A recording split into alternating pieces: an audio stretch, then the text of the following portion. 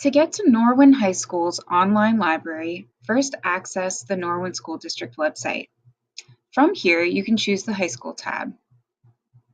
Once you're on the high school page, hover over Services and select Library Services. On the Norwin High School Library page, you'll see that there's a number of resources that you can access. One of the major resources that we often use is called Explora.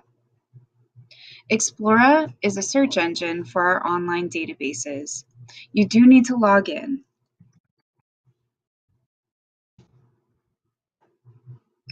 You can get our online database login information from Ms. Kaufman. There's a search box where you can enter your search terms.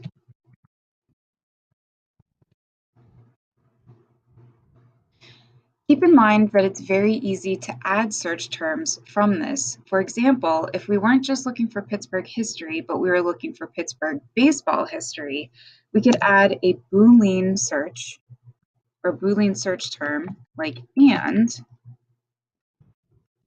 to ensure that all of these terms are searched for within the exact same article.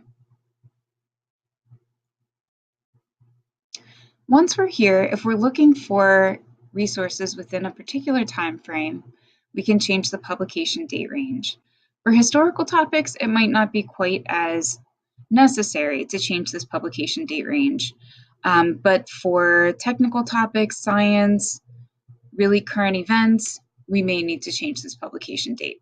You want to keep full text checked off. That means that we're only finding entire articles and not just article titles and summaries, something to that effect. If you're looking for scholarly resources, you want to check off peer-reviewed. Often it doesn't really matter what source type you have, but if you are looking for a very specific article from a magazine, you could check off that you only want to find items from magazines. And then Lexile range is going to be the reading level. So if you're finding medical journals or science journal articles that are way above a high school reading level, you could certainly change the Lexile range. Once you've found an article that you are interested in exploring further, you can click on either PDF or HTML full text.